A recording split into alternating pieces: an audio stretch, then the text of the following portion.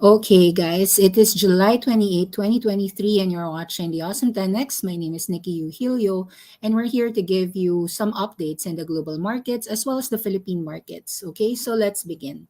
Let me present to you two slides, well, two presentations. The first part, we'll try to talk about some Philippine markets, and then we'll go to the global, all right? So we'll try to start it with a title called Let the Charts Do the Talking. This is something that I wanted to discuss about the Philippine markets by fellow chartered market technicians and even the non-CMTs. So we'll follow a template wherein we discuss the most important news and updates, PSCI indicators, some foreign buying and selling, and then technical strength. Then, if we have other people discussing, then we'll also introduce them. So, a few things to note for today. Just in the Philippine markets, I think some of the news that people have mostly read about is the fact that there are actually some projects worth 183 billion pesos getting a lot of green lane access. So you're seeing actually, although these are not listed names, you're seeing that the government of the Philippines is really adamant in increasing a lot of energy related projects in the renewable format. This is a 1,300 megawatt floating solar project in Laguna de Bay worth 66 billion pesos, a 250 megawatt floating solar project in Caliraya, Laguna, Phil Tower Consortiums, built to suit telecommunications tower worth 52 billion, and Nanotechnology Development Park's 50 billion hyperscale data center in New York City, Tarlac. That's actually a positive thing in the Philippine market, in the way that it could trigger a lot of jobs and actually increase energy supply for the Philippine market. Now, a lot of people might have read about this as well. Philippine Resorts teases new investors for the delayed Cebu Casino project.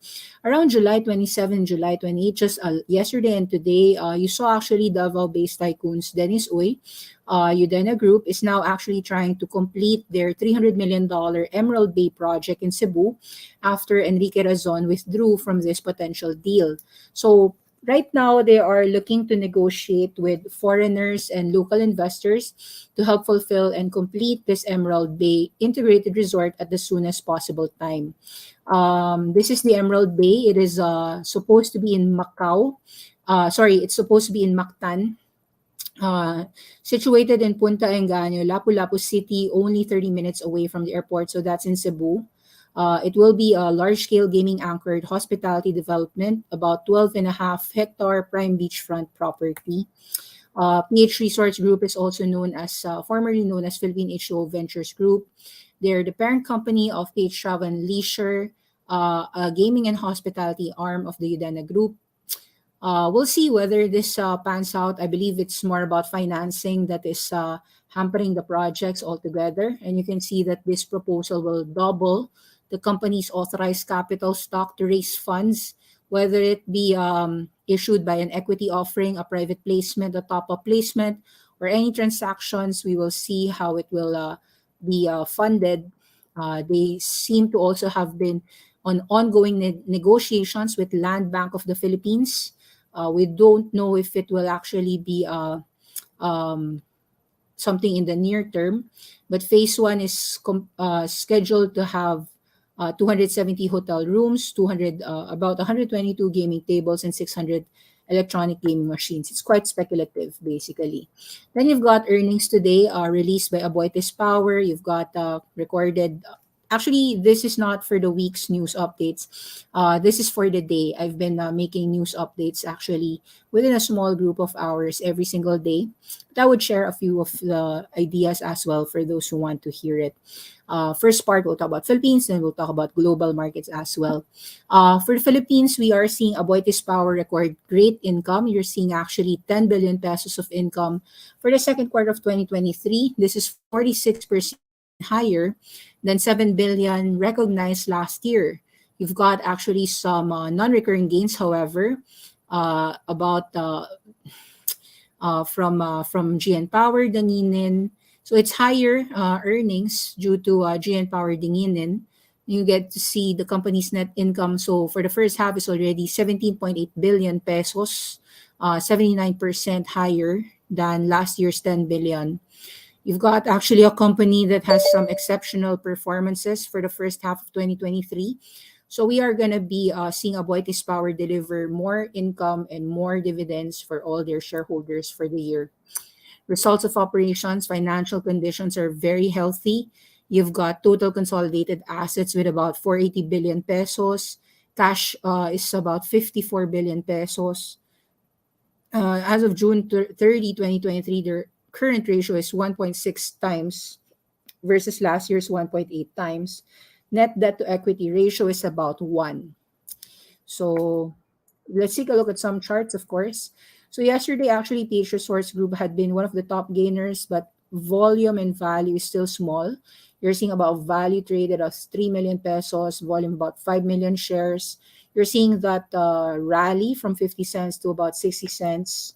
Today, PH Resorts is roughly at that level still, but you have more buyers already. Still value traded low pa, nasa 4 million pesos.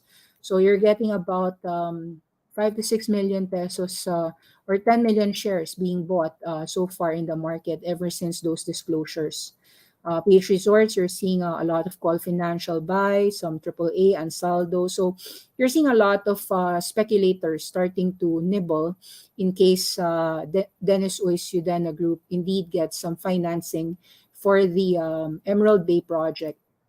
Some news to also share. Double Dragon shared about their city mall in Surigao opening now. This is the 45th mall nationwide and has been forming part of their 1.28 million square meters fully built and completed gross floor area. So far, occupancy level has been going higher for almost all these city malls. You can read about it. City Mall Surigao includes a mix of full-size Merrimart groceries, Jollibee Chowking, Mang Inasal, Greenwich, Highlands Coffee, the Merrimart Pharmacy, powered by Carlos Superdrug, department stores, Fun Nation. Then the usual, you've got Prime Hub, Vascon Salon, Potato Corner, JM Shawarma. So you've got a lot of these entities that they always have.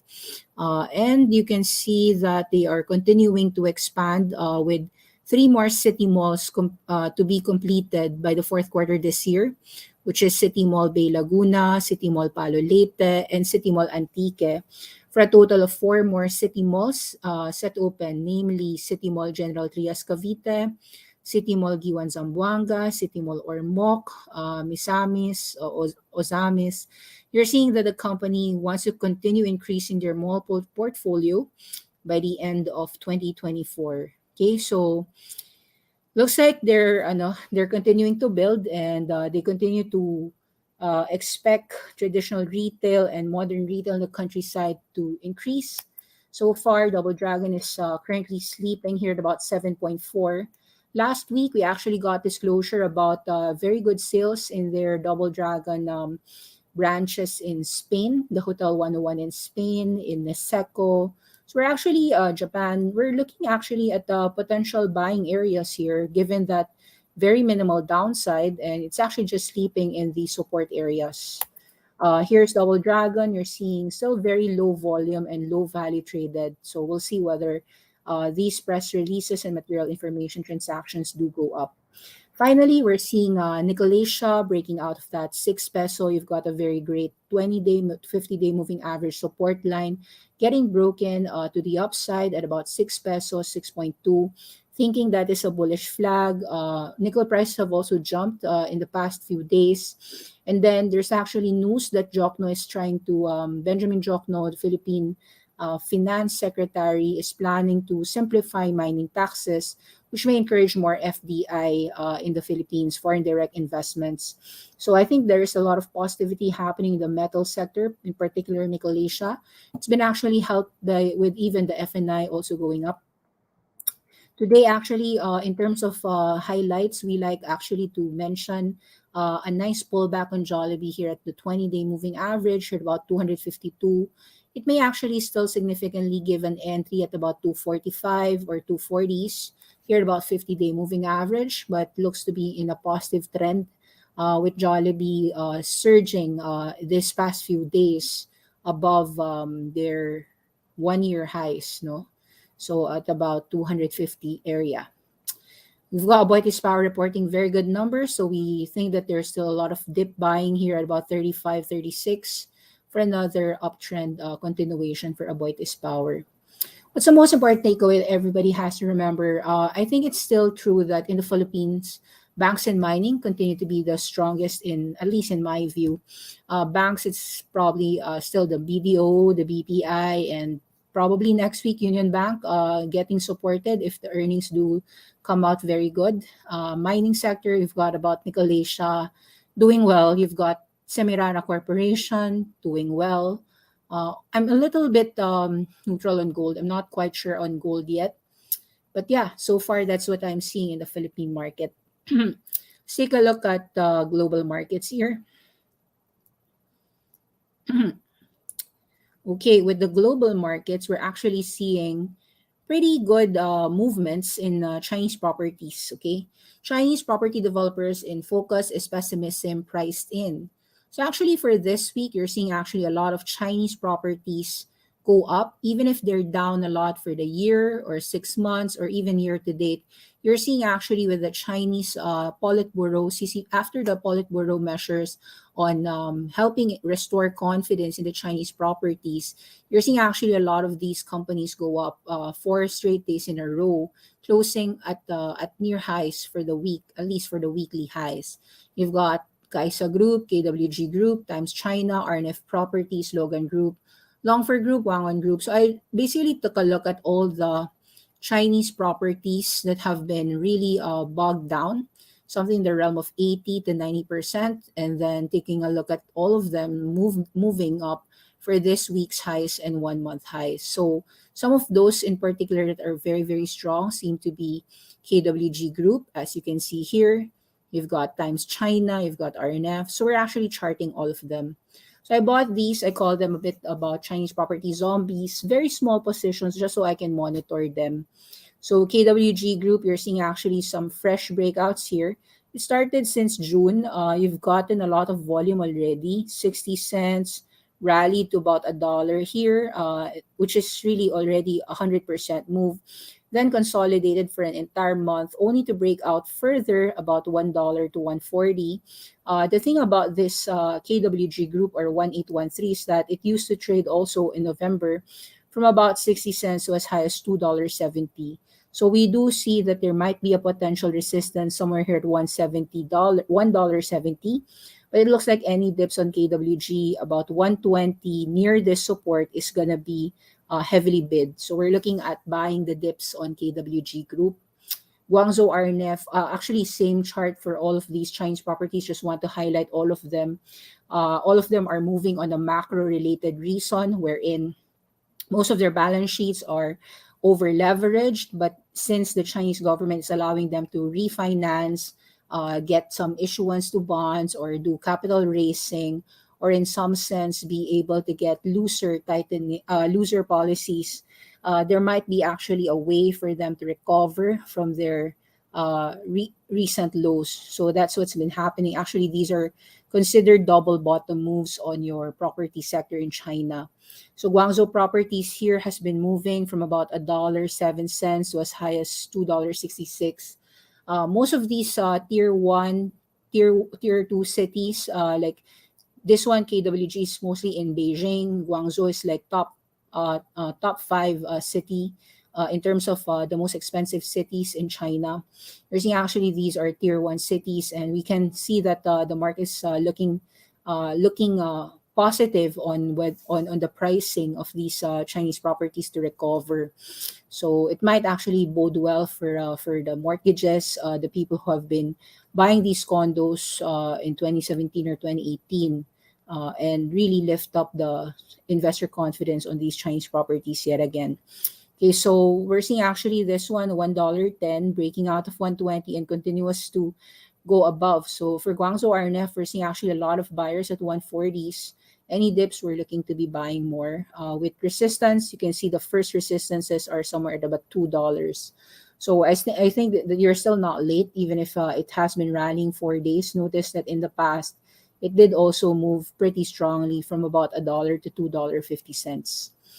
Country Garden, same thing. You can see almost all of them have been the same thing, Around November, at the lows here of a dollar, rallied to about $3.50, consolidated distribution, then pulled back all the way towards 140. After that, major supports, breaks out. So Country Garden is one of those names that I do want to enter.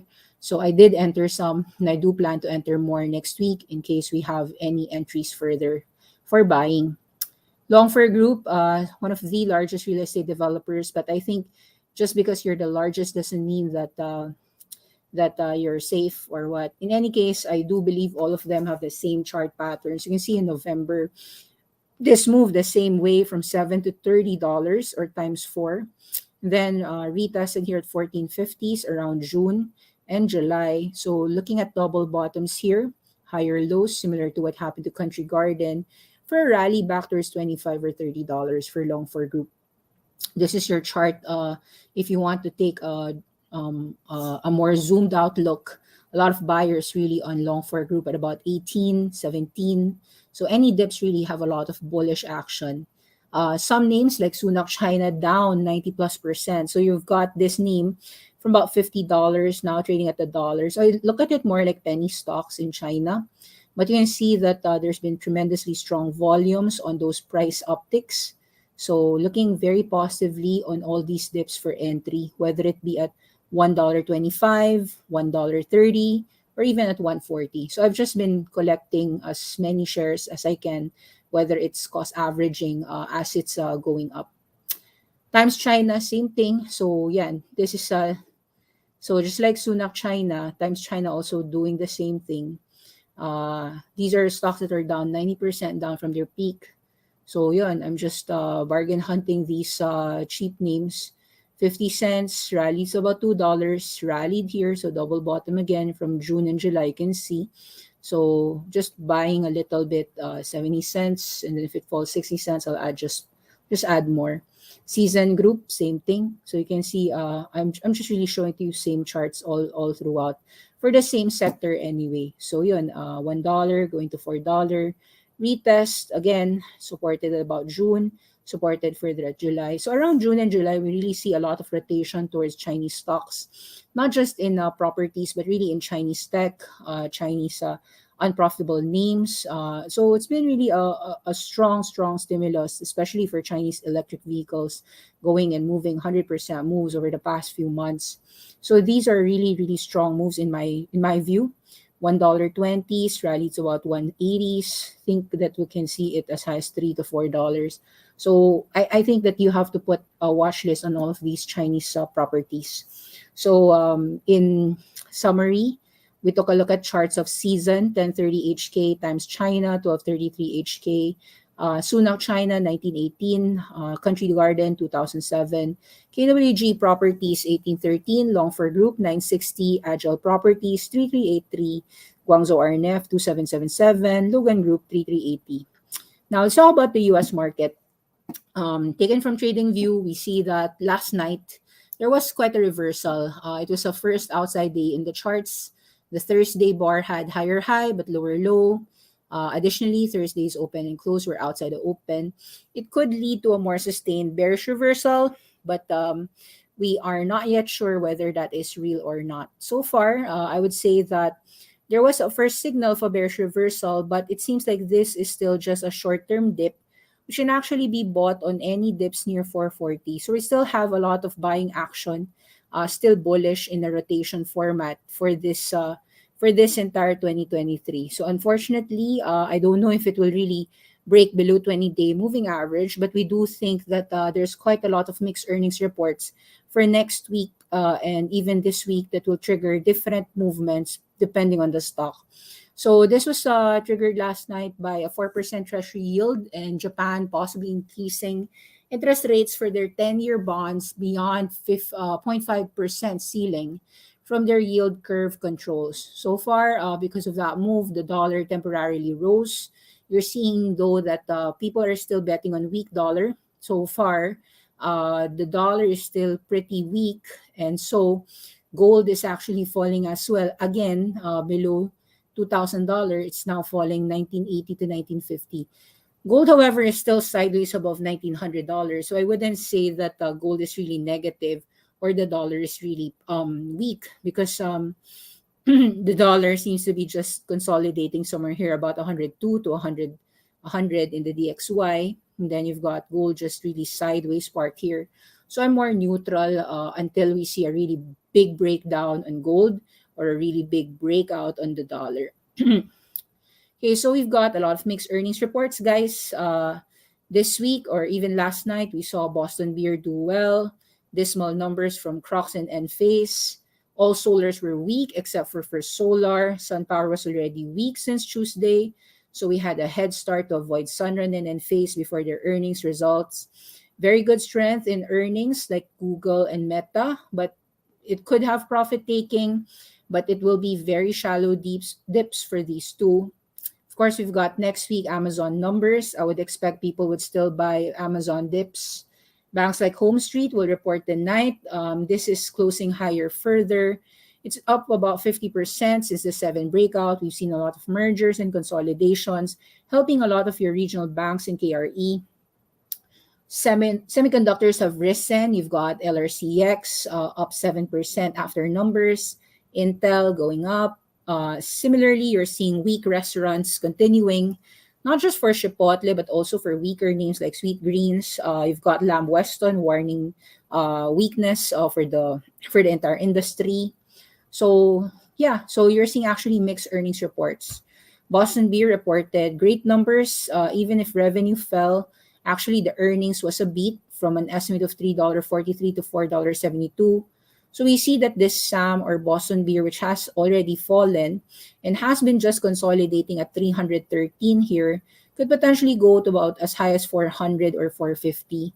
So we were long with a $400 target, looking to go into Boston Beer. Lots of supports there. You've got Crocs breaking down here, which is a clear breakdown from $100 after reporting weakness in their high-flying Hey Dude brand. It's down 15%, although we think it will probably persist. So any rallies back toward 105 or 110 still have a lot of sell-offs happening here. So still weak for Crocs, and looks to actually go back near $70 here. So a little bit careful for some retail names. Okay, Enphase Energy, Solars, this one was breaking down last night below 170. We were able to actually avoid this by seeing SunPower already fall. So we escaped before the earnings results. Sunrun was already weak. So yeah, we escaped the earnings. Okay, so Enphase actually stock dropped after quarterly revenue fell short of analyst estimates. You're seeing that this stock has gone from 300, now trading perhaps towards 100. It's down 50%, but it could fall further towards 110. We'll see how things go about that. There seems to be a lot of share repurchases here at 110. Let's see if people will actually support it here at these levels. In terms of earnings, you're seeing Sweet Green also falling and failing after rallying from 6 to 16. So it's now down to about 14. However, that might not be the end, or it's just the beginning of a sell-off further. Got Sweet Greens here about 14, could fall further below 12. So still on the sell-off. CMG, the chain, said costs remain elevated for beef, tortilla, and dairy. So you're seeing actually the 2-2 showing a lot of resistances. Lots of supports here at about 1.5 to 1.4. We'll see whether there's going to be a lot of buyers here. But so far, weakness in the reports are showing weakness in restaurants. Lamb Weston already warned some weakness. Of course, they are supplying potatoes towards towards casual dining restaurants. So Lamb Weston falling from 115 to 102, rallies back towards 110. Still have a lot of resistances here. We might see it go below 90. So a lot of weakness in the restaurant sector.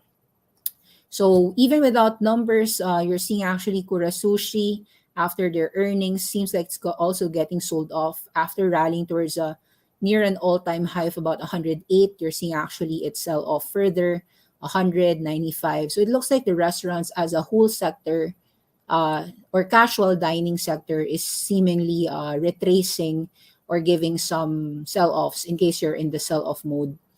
In terms of semiconductors, very, very strong. That's why we're saying it's a mixed bag. Intel reported better than expected Q2 results.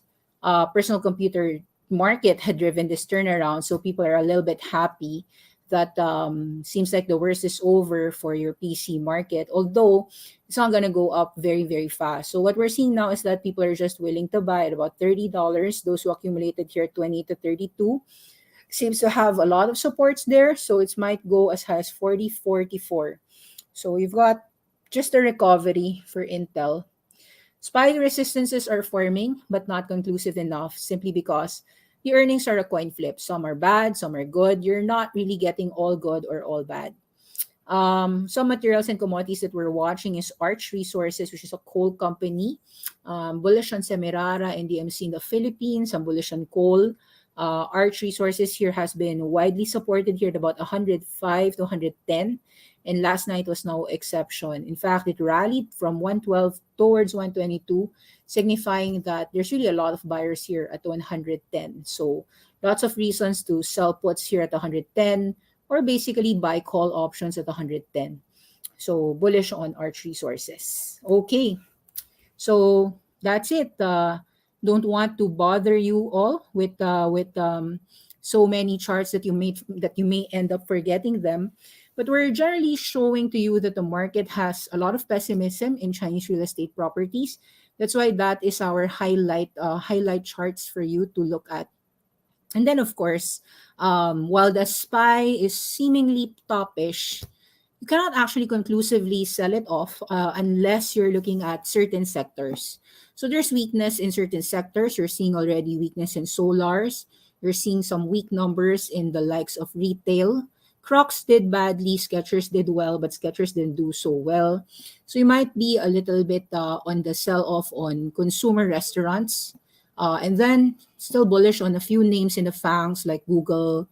Meta is still actually strong, so people you would assume will still buy on dips if it dips.